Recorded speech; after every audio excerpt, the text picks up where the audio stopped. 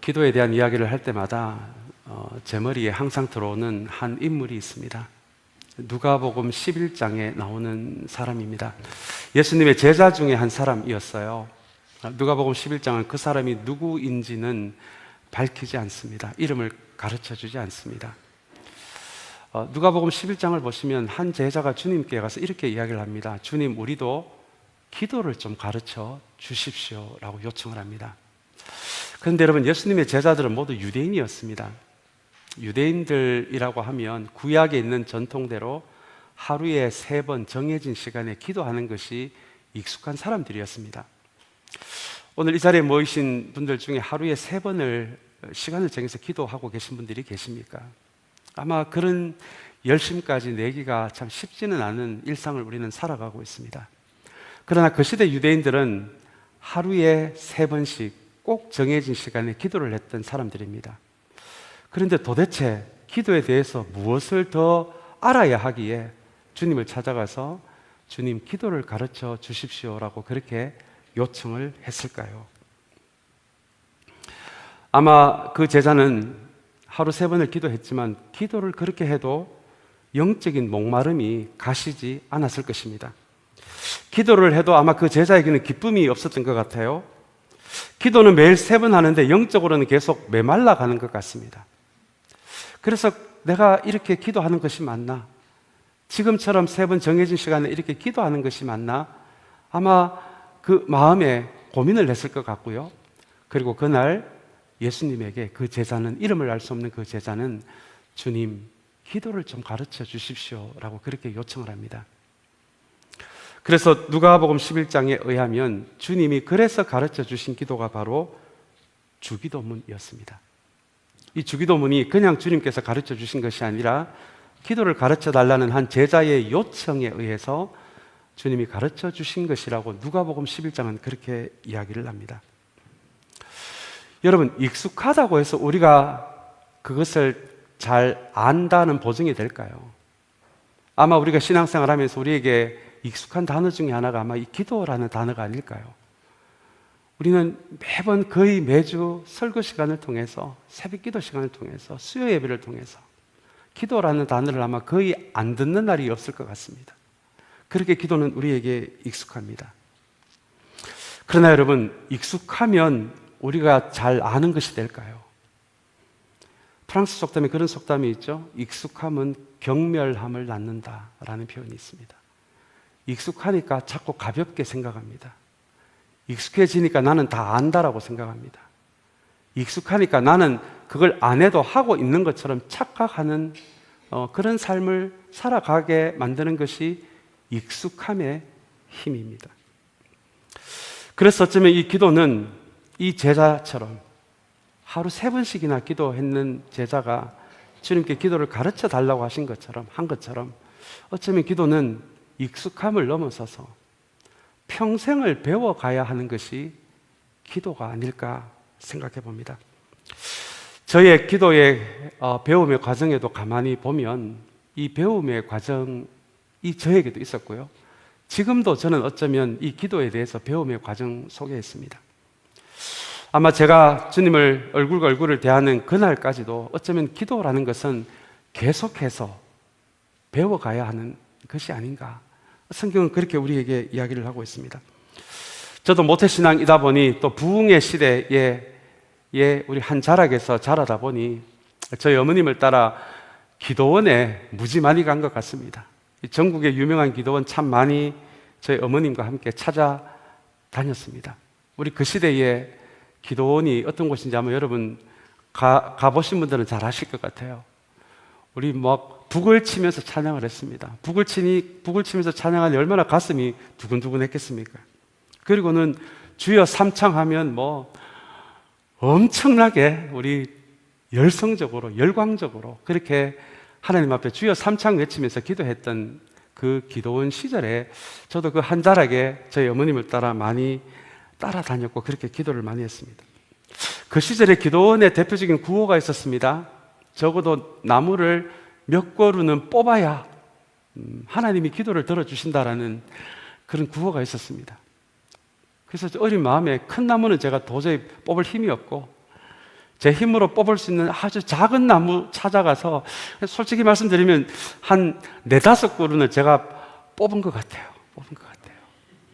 그래야 하나님이 그 정도로 기도를 해야 내 기도를 들어주신다고 하니까요. 또 그 시절의 구호 가운데 하나는 하늘 보좌를 움직여라 라는 구호였습니다.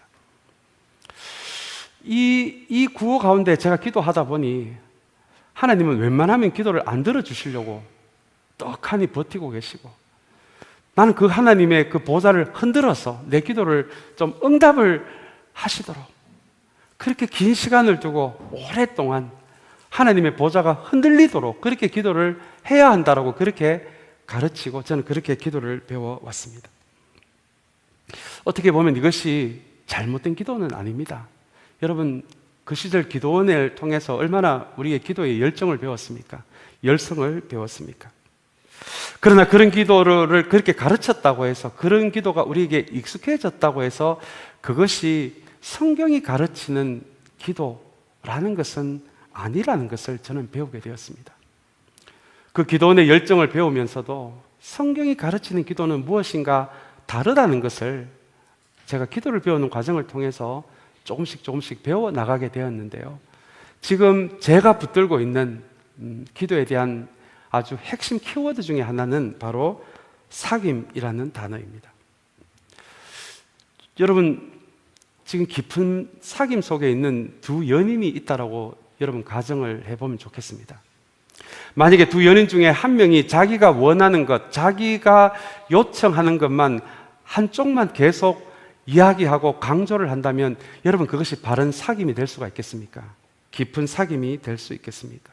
그것을 참된 사귐이라고 말할 수 있겠습니까? 참된 사귐은 상대방이 서로 그 사람이 정말 원하는 것이 무엇인지, 그 사람이 정말 싫어하는 것은 무엇인지, 그 사람이 정말 좋아하는 것은 무엇인지, 그것을 피차간에 서로가 알아가야 여러분, 그것을 우리는 진짜 사귐, 참된 사귐이라고 부를 수 있지 않겠습니까? 만약에 기도를 사귐이라고 우리가 이렇게 정의를 내린다면, 그리고 사귐이라는 이 기도의 정의를 통해서 우리가 기도에 대한 한 자락을 배울 수가 있다면, 여러분, 어쩌면 우리는 이 두 연인 중에 우리가 원하는 것만 계속 하나님께 요청하는 그런 식의 기도를 우리가 혹시 해오지는 않았습니까?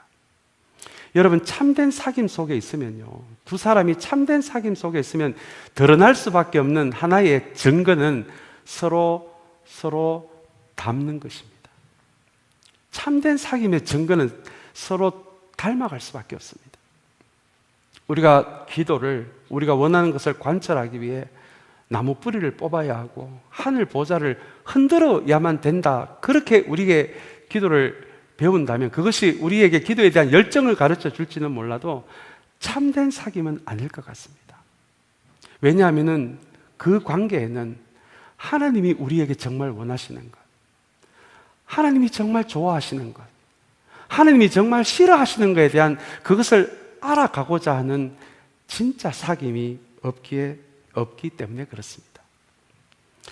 어쩌면 오늘 우리가 읽은 이 8절의 짧은 말씀이 기도에 대해서 많은 것을 이야기하고 있지는 않지만, 오늘 이 무더운 여름의 한 예배 시간에 기도에 대해서 정말 우리가 잊어서는 안 되는 이 한두 가지를 오늘 주님은 이 비유의 말씀을 통해서 우리에게 가르쳐 주십니다. 오늘 이 시간을 통해서 사랑하는 여러분, 다시 한번 우리가 이 기도에 너무너무 익숙하지만, 그러나 내 기도가 지금 하나님과의 참된 사귐이 아니라 내가 원하는 것을 일방적으로 아뢰는 일방적인 사귐의 기도라면, 오늘 이 무더운 예배 시간이지만 사랑하는 여러분, 이 시간을 통해서 우리의 기도가 한번 주님이 원하시는 기도로 조율이 되는 그 은혜가 있는 이 시간이 되시기를 간절히 소망합니다. 그리고 오늘 이 비유의, 우리 비유 시리즈 중에서 들려지는 이 말씀인데요, 이 비유 안에는 하나님이 우리를 깜짝 놀라게 하는, 우리의 생각을 뒤집어 버리는 주먹 한 방이 숨어 있다라고 제가 첫 시간부터 말씀드렸습니다. 오늘 말씀도 마찬가지입니다. 주님은 이 짧은 8절의 말씀 안에 우리에게 주시는 주먹 한 방을 또한 숨겨 놓으셨습니다. 그 주먹 한 방은 어떤 주목일까요? 우리 본문을 들어가서 우리 조금 말씀을 함께 은혜를 나누기를 원합니다. 먼저 우리 18장 1절의 말씀입니다. 다른 비유와는 달리 주님은 이 비유를 이야기하시면서 이 비유의 핵심 메시지를 1절에 떡하니 밝혀놓고 이 이야기를 시작하십니다. 그래서 다른 비유는 몰라도 이 비유만큼은 우리가 다른 방향으로 빠질 수가 없는 비유예요. 왜냐하면 이 1절의 말씀에 이 비유를 들려주는 분명한 목적을 밝히셨기 때문입니다. 여러분 1절을 한번 보시기 바랍니다. 예수께서 제자들에게 늘 기도하고 뭐 하지 말아야 한다고요? 낙심하지 말아야 한다는 뜻으로 오늘 이 본문의 이야기를 들려주십니다. 이 비유의 목적이 지금 분명해진 것이죠. 낙심하지 않게 하기 위해. 이 동의어로는 두려움이라는 단어가 있습니다. 두려움 속에 빠지지 않게 하기 위해. 근데 여러분 1절의 말씀을 곰곰이 한번 들여다보시기 바랍니다. 주님은 의도적으로 기도에 대한 반대말을 하나 이 1절에서 밝히고 있는데요. 기도에 대한 반대말이 기도 안 하는 것 이렇게 이야기하실 수도 있는데 1절을 보시면 기도에 대한 반대말을 뭐라고 주님은 이야기하고 있습니까? 그 반대쪽에 낙심이라는 단어를 이야기하세요. 그렇다면 여러분 이 기도가 낙심 혹은 두려움과 깊은 연관이 있구나. 주님은 기도를 그렇게 보신다는 것입니다. 여러분 낙심이 무엇입니까? 두려움이 무엇입니까? 두려움은요 과거, 현재, 미래에 대한 불안감입니다. 내 생각대로 되지 않을 것이다 라는 생각에서 나오는 불안감을 이 두려움이라고 그렇게 우리는 정의를 내릴 수 있을 것 같습니다. 그런데 여러분 성경에서 이야기하는 두려움은 여기서 한 걸음을 더 나아갑니다. 이 성경이 이야기하는 이 두려움이라는 낙심이라는 단어를 의미하는 헬라 단어 안에 보면 마비라는 의미가 있습니다. 이게 여러분 무슨 의미입니까? 불안할수록요. 두려움 가운데 있을수록 우리의 마음이 마비가 되고 믿음이 마비가 되고 영혼이 마비가 된다라는 그 의미가 이 두려움, 낙심이라는 단어 안에 있습니다. 그래서 여러분 이 기도의 반대말에 있는 이 두려움이라는 이 낙심이라는 것을 성경 전체에서 성경은 굉장히 세밀하게 여러 군데서 다루고 있습니다. 왜냐하면 다른 감정은 몰라도 우리 잠깐 분노할 수 있잖아요. 잠깐 슬플 수 있잖아요. 그런데 다른 감정은 몰라도 이 두려움은 영적으로 우리의 믿음과 영혼을 마비시키기 때문에 여러분 이 마비가 길어지면 이게 무엇을 의미합니까? 죽음을 의미하잖아요. 영적인 죽음을 의미하잖아요. 그래서 성경은 다른 감정도 좀 다루고 있지만 이 두려움의 감정, 낙심의 감정에 대해서는 굉장히 세밀하게 성경은 다루고 있습니다.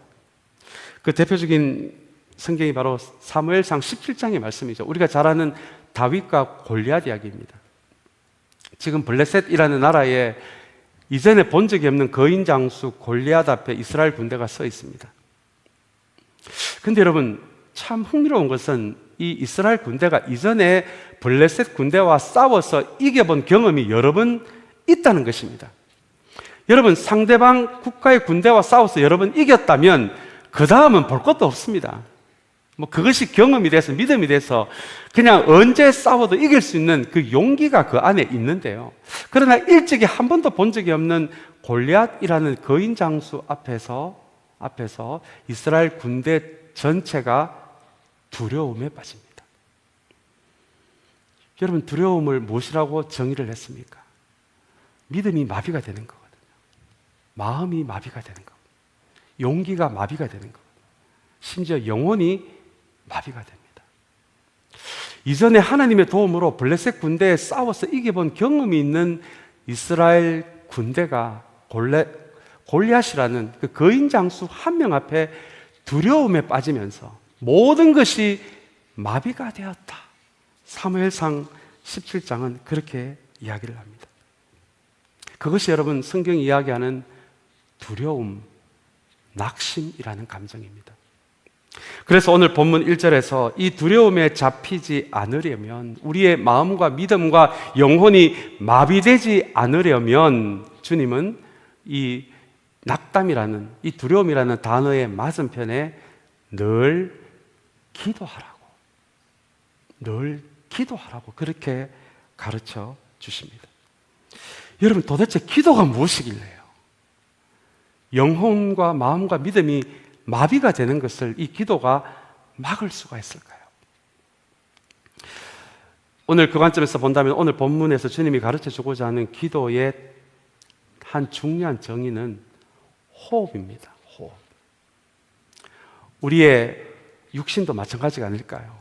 이 육신의 호흡이 모자라기 시작하면 몸이 마비가 되거든요. 우리 영혼도 마찬가지입니다. 영혼의 기도가 모자라잖아요. 기도가 점점 없어지잖아요. 기도에서 멀어지잖아요. 그러면 믿음도 마비가 되고 영혼도 마비가 됩니다. 오늘 이 두려움의 관점에서, 낙심의 관점에서 기도를 생각한다면 여러분, 오늘 주님께서 이 짧은 8절의 말씀을 통해 우리에게 가르쳐 주고자 하는 기도는 영적인 호흡입니다. 하나님이 주시는 숨이에요.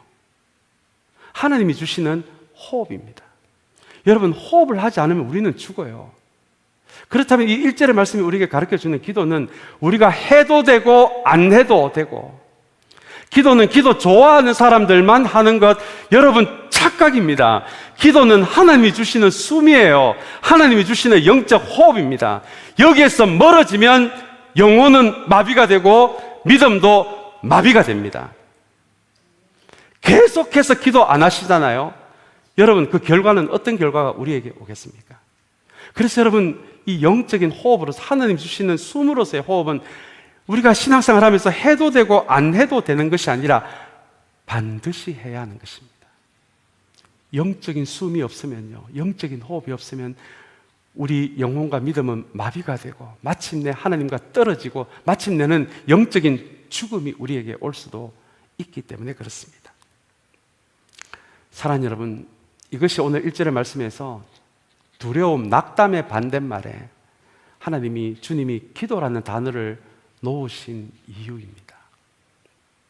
그러면 이 두 단어를 놓았다는 것은 이 두 개 중에 무엇을 선택할래라는 선택권을 우리에게 주시는 의미가 되기도 합니다.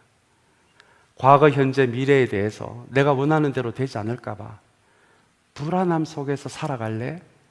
아니면 차라리 그 시간에 하나님이 주시는 이 숨, 차라리 그 두려움의 시간에 기도할래라고, 그렇게 주님은 우리에게 선택권을 주십니다. 사랑하는 여러분, 하늘의 호흡, 하나님이 주시는 숨인 기도를 선택하는 우리 모두가 되시기를 주님의 이름으로 축원합니다. 그래서 헨리 나우엠이 그런 이야기를 하죠. 일전에도 한번 들려드렸습니다. 진짜 신앙, 이분이 생각하는 진짜 신앙은 많은 염려와 많은 두려움을 많은 기도로 바꾸는 것입니다. 어차피 두려워하는 것도, 어차피 불안해하는 것도 시간이 필요하잖아요. 그런데 우리가 그것을 선택하면 글쎄요, 그 두려움의 시간, 불안의 시간, 우리가 인간이기 때문에 거기서 100% 자유로울 수는 없지만, 그러나 우리가 두려움과 불안의 영적인 의미를 안다면 우리에게 주어진 시간을 불안과 두려움에 더 많은 시간을 투자할수록 우리는 마비될 수밖에 없거든요. 그래서 헨리 나우엠이라는 이 영성가는 차라리 두려워하는 그 시간에, 불안해할 그 시간을 하나님이 주시는 호흡인 많은 기도로 바꾸어 가라. 여러분, 우리의 근원이 하나님이 아니십니까? 우리의 창조주가 되시고 구원자가 되시고 공급자가 되시는 분이 하나님이 아니십니까? 그 하나님께 연결되기 시작할 때 우리는 마비가 되는 것이 아니라 그때 마음이 살아나고 믿음이 살아나고 우리의 영혼이 살아나는 역사가 있지 않겠습니까? 사랑하는 여러분, 다시 한번 오늘 이 무더운 우리 한 주일의 예배 시간이지만 이 시간을 통해서 기도는 해도 되고 안 해도 되고, 한 번에 몰아서 해도 되고 한동안 안 해도 되는 것이 아니라 하나님이 주는 숨을 멈추면 모든 것이 마비가 된다는 것을 기억하시면서 하나님이 주시는 호흡, 하나님이 주시는 숨, 우리가 매일 24시간 밥도 안 먹고 일도 안 하고 그렇게 기도할 수는 없지만, 사랑하는 여러분, 그 기도가 끊어지지 않는, 호흡이 끊어지지 않는 우리의 신앙의 자리가 되시기를 간절히 소망합니다. 우리 2절의 말씀도 우리 한번 보겠습니다. 2절의 말씀에 보시면 제가 한번 읽어 읽어드리겠습니다. 2절의 말씀 제가 한번 읽습니다. 어느 고을에 하나님도 두려워하지 않고 사람도 존중하지 않는 한 재판관이 있었다라고 이야기를 합니다. 오늘 이 말씀은 오늘 전체 배경이 되는 말씀입니다. 우리 그 시절은 로마의 식민지였거든요, 이스라엘이. 그래서 로마의 정부가 지방의 곳곳에 로마의 판관을 그렇게 파송을 했습니다. 오랫동안 그 지방에 머무르는 판사가 아니라 일정 기간 머물고 또 다른 곳으로 가서 정해진 스케줄대로 그렇게 재판을 하는 그 로마의 재판관을 그 시절에 파송을 했던 것이 우리 그 시절의 행정이었습니다. 그렇다면 여러분, 오늘 본문에 나오는 이 재판관은 유대인이 아니에요. 로마 사람입니다. 하나님을 모르는 사람이에요. 그래서 하나님이 주님이 이 사람을 물론 주님이 지금 지어내신 이야기 속이지만 이 사람을 하나님도 두려워하지 않고 사람도 존중하지 않는 재판관이라고 그렇게 지금 설명을 하고 있습니다. 그 시절의 문헌에 보면 좀 더 흥미로운 이야기가 있습니다. 이 텐트 안에, 바깥에서 보이는 텐트 안에 이 재판관이 앉아 있고요. 그리고 텐트 주변에는 이 재판을 돕는 사람들이 있습니다.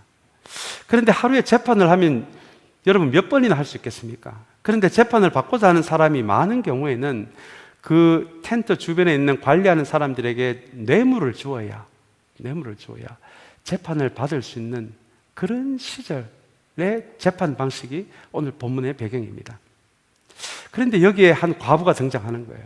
여러분, 과부는 그 시대에 사회적으로 보면 경제 활동을 할 수 없는 가장 최하위 계층의 사회적인 약자였습니다. 그 과부에게 무슨 돈이 있었을까요?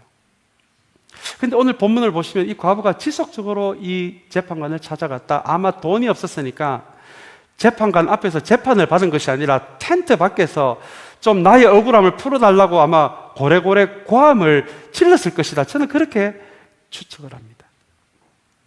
오늘 이 과부 이야기는 좀 뒤에 나오겠습니다만은 오늘 이 재판관에 대한 이 설명을, 이 재판관을 소개하면서 주님이 그렇게 이야기를 합니다. 이 재판관을 하나님도 두려워하지 않고 사람도 존중하지 않는 재판관이라고 이야기를 합니다. 지난주에 이 말씀을 좀 묵상하면서 처음에는 이 2절의 말씀을 쑥 지나갔는데 가만히 좀 생각해 보니까 하나님도 두려워하지 않고 사람도 존중하지 않는다라는 이 표현이 참 제 마음에 조금은 이 시대의 교회의 모습을 생각하면서 조금은 아프게 다가왔습니다. 여러분, 하나님을 두려워하지 않는다라고 할 때 이 두려움은 히브리어 단어도 그렇고 헬라 단어도 그렇고 경외라는 단어를 씁니다. 경외는 공포심이 아니에요. 우리는 죄성을 가진 인간이기 때문에 죄가 하나도 없으신 하나님의 거룩하신 하나님 앞에 우리가 서게 됐을 때 우리가 본능적으로 가지는 그 두려움이 있습니다. 압도되는 감정이 있습니다. 그리고 이 두려워한다, 경외한다라는 하나님께 쓰이는 이 감정 안에는 놀라움이 있어요. 하나님에 대한 놀라움입니다. 감탄입니다. 그래서 하나님을 두려워한다라는 것은 죄성을 가진 우리 인간으로서 하나님 앞에 서게 되는 것에 대한 죄송함, 미안함, 압도감과 함께 하나님에 대한 놀라움, 감탄이 섞인 감정이 바로 하나님에 대한 두려움이라는 감정입니다. 그렇다면 여러분, 하나님을 두려워하지 않는다가 어떤 의미겠습니까? 하나님의 말씀을 들어도 감탄이 없어요. 놀라움이 없어요. 하나님이 원하지 않는 이 연약한 모습, 죄의 모습이 나에게 반복이 돼도 하나님에 대해서 두려워하지를 않습니다. 여러분, 교회가 이렇게 되면 어떻게 되겠습니까? 한 교회 안에요. 특별히 우리 참사랑 교회가, 우리 교회가 지금은 너무 아름다운 모습으로 조금씩 세워가고 있지만 이 교회가 어느 시점에 하나님을 두려워하지 않고 하나님의 진리에 대해서 놀라움이 없다면 여러분, 그 교회는 어떤 교회가 되겠습니까? 여러분, 하나님을 공경하지 않잖아요. 하나님을 경외하지 않잖아요. 그러면 필연적으로 주변 사람을 무시하게 되어 있습니다. 제가 그래서 2절 말씀을 읽으면서 제가 그런 기도가 나오더라고요. 하나님, 우리 참사랑교회 정말 하나님을 경외하는 교회가 되게 하여 주시옵소서. 연약한 모습, 여전히 죄성을 가지고 힘들어하는 우리들이지만 그러나 하나님의 진리 앞에 그래서 우리가 놀랄 수밖에 없고 어떤 날에는 하나님이 들려주신 그 말씀 한 자락을 갖고 내 가슴을 치면 좀 울 수도 있고 좀 웃을 수도 있고 그리고 우리도 모르게 우리의 연약함 때문에 반복되는 죄가 있다면 하나님 앞에 우리가 좀 고개도 못 들고 하나님 앞에 내 가슴을 칠 수도 있는 그 하나님에 대한 두려움을 잃어버리지 않는 교회.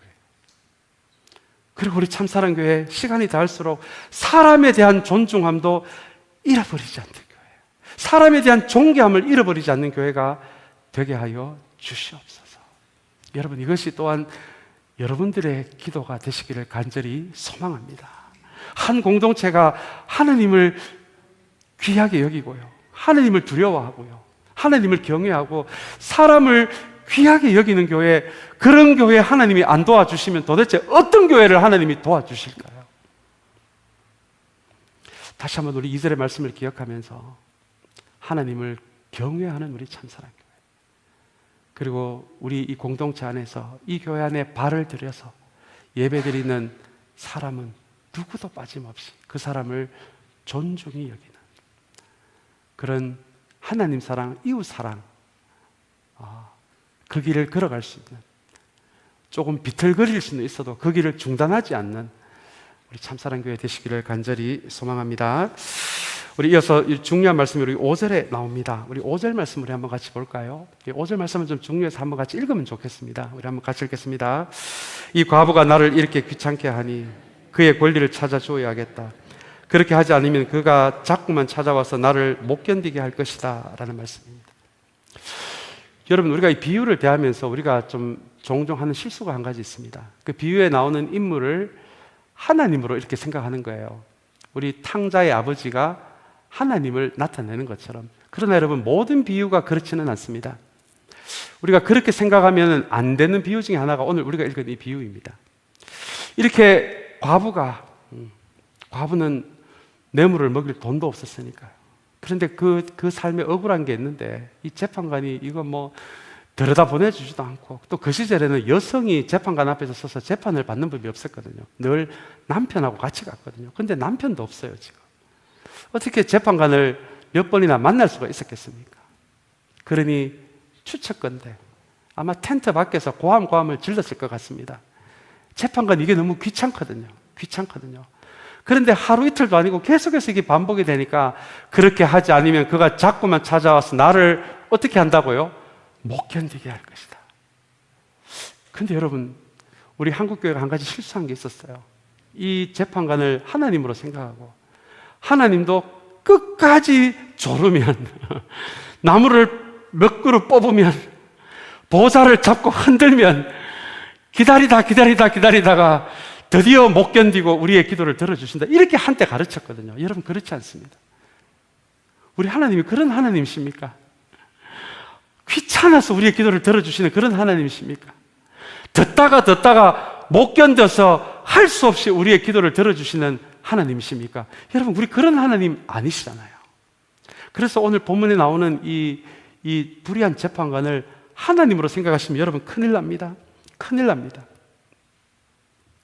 그렇다면 오늘 이 말씀은 우리에게 무엇을 이야기를 하고 있을까요?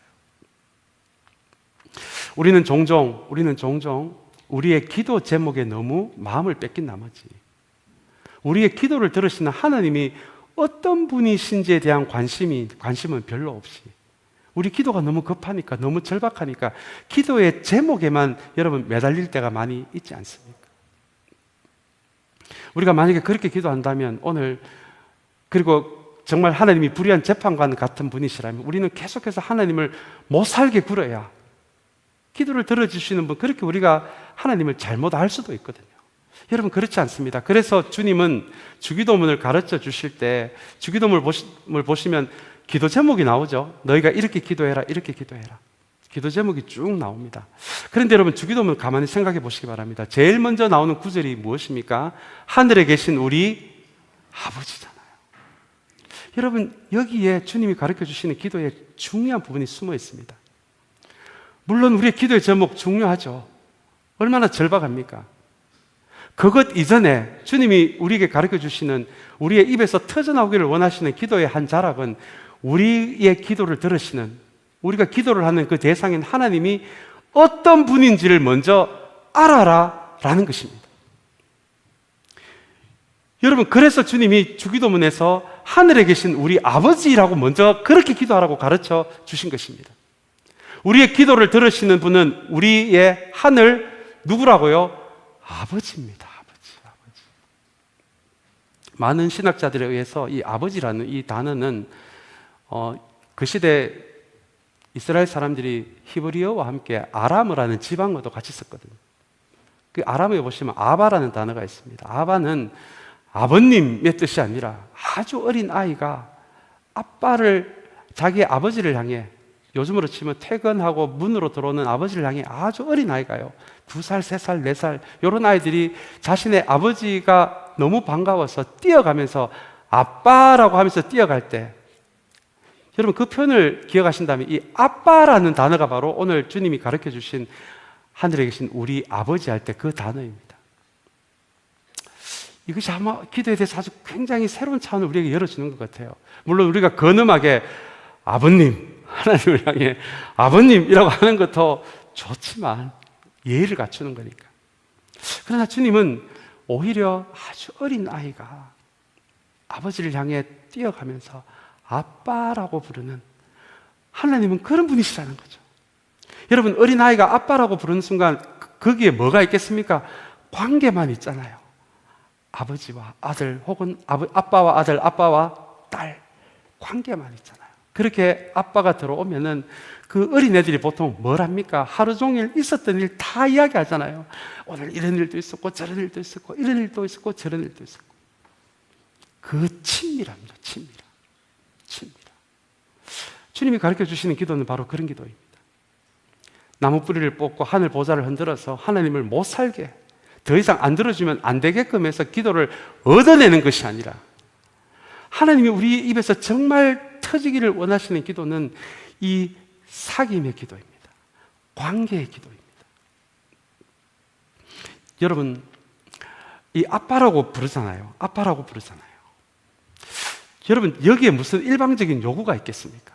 그냥 아버지라는, 아빠라는 그 존재를 그냥 즐거워하는 그 모습이 아니겠습니까? 이렇게 주님은 그렇게 기도를 가르쳐 주시면서, 기도란 단순히 우리의 의무와 책임을 넘어서서 하나님을 아빠라고 부를 수 있는 사람들만이 할 수 있는 특권으로 그렇게 가르쳐 주십니다.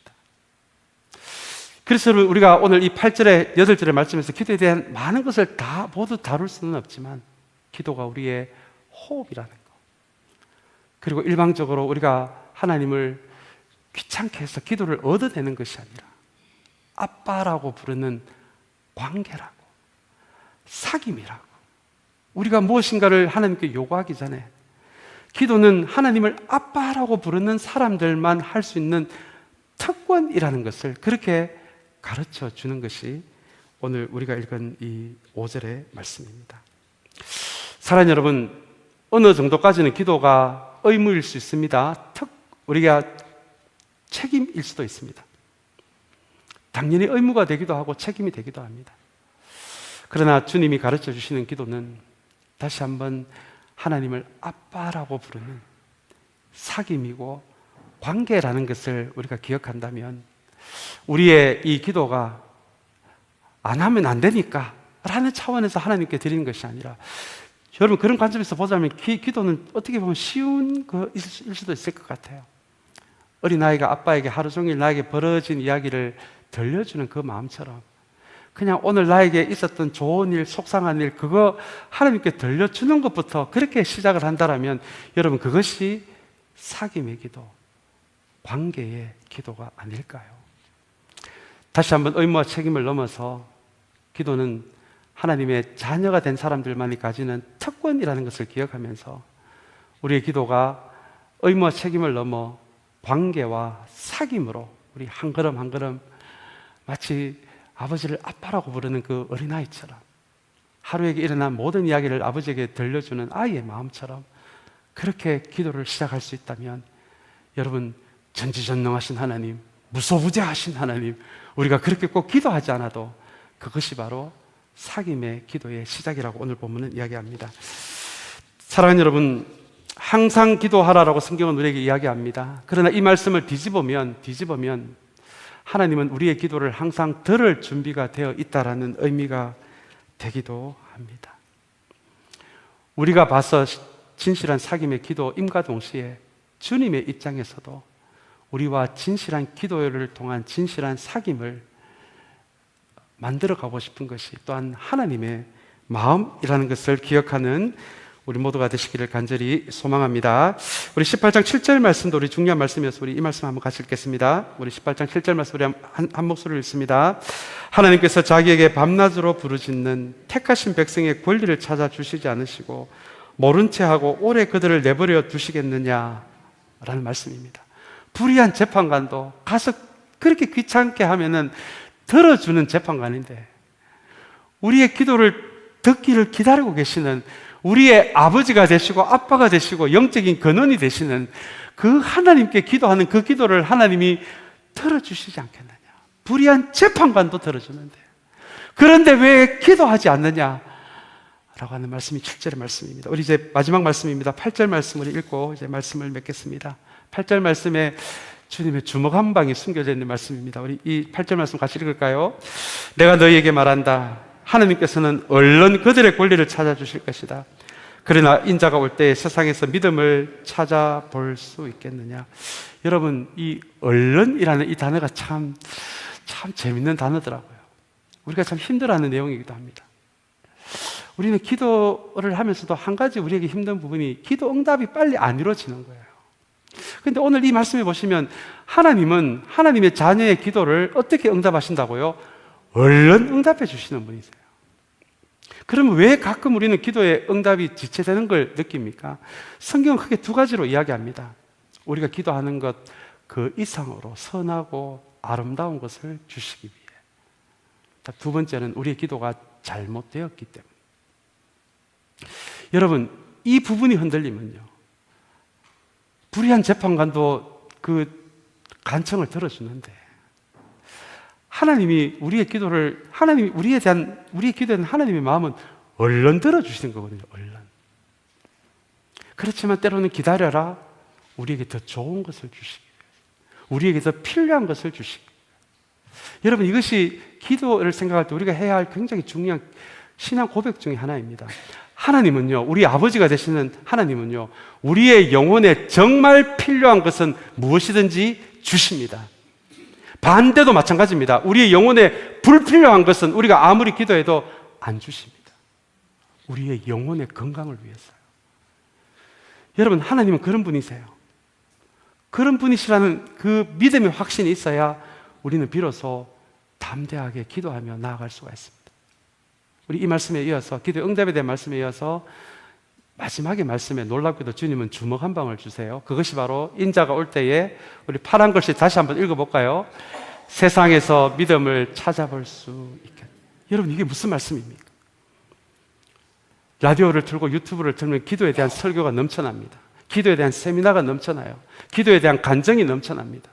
기도에 대한 성경 공부가 넘쳐납니다. 그런데 오늘 18장 8절에 보시면 주님이 다시 오는 말세 정도가 되면 이렇게 기도에 대한 가르침도 많고 설교도 많은데, 그러나 실제로 예수 믿는 사람들을 봤을 때, 주님의 입장에서 주님의 자녀들을 봤을 때 정말 하늘의 호흡으로 알고, 정말 기도는 하나님과 우리가 진실한 사귐으로 들어가는 이 사귐이라는 걸 알고, 하나님이 그렇게 응답하시는 분이라시는 것을 알고, 그렇게 알고 기도하는 사람들이 실제로는 별로 없다라는 말씀입니다. 여러분, 이게 얼마나 무서운 말씀입니까? 이게 얼마나 무서운 말씀입니까? 어떤 목사님의 책처럼 우리의 기도의 대부분은 하늘에서 잡동사니 우편물 취급을 받는다. 그 후안 카를로스 오르티즈 목사님이 쓴 책이죠. 여러분, 우리가 그것을 기도라고 부른다고 해서 다 기도가 아니에요. 그건 우리 관점입니다. 하나님이 우리의 입에서 터져 나오기를 원하시는 기도가 있어요. 그것이 하나님이 주시는 호흡으로서의 기도입니다. 멈추지 않는 기도. 두 번째는 사귐의 기도입니다. 귀찮게 해서 얻어내는 것이 아니라 하나님이 무엇을 좋아하는지, 하나님 무엇을 싫어하시는 것이, 내가 하나님의 팔을 비틀어서 내가 원하는 것을 얻어내는 것이 아니라 하나님이 나에게 원하시는 것은 무엇인지. 그래서 여러분 진짜 사귐의 기도에 들어가다 보면 내가 변하기를 시작합니다. 그게 사귐의 기도잖아요. 말씀을 맺습니다. 이 뜨거운 여름의 날, 오늘 이 시간을 통해서 사랑하는 여러분, 다시 한번 우리의 기도가 회복이 되기를 간절히 소망합니다. 여러분, 기도하지 않으면 마비됩니다. 영혼이 마비가 되고 믿음이 마비가 됩니다. 사귐의 기도로 들어가지 않으면 우리는 하나님의 팔을 비트는 기도할 수밖에 없습니다. 오늘 이 시간을 통해서 하늘이 주시는 호흡, 사귐의 기도, 우리에게 기도의 응답을 얼른 주시기를 원하시는 그 아빠 같은 아버지, 하나님 같은 아버지, 그 하나님께 연결되고 그분이 주시는 호흡으로 살아가는 우리 모두가 되시기를 간절히 소망합니다.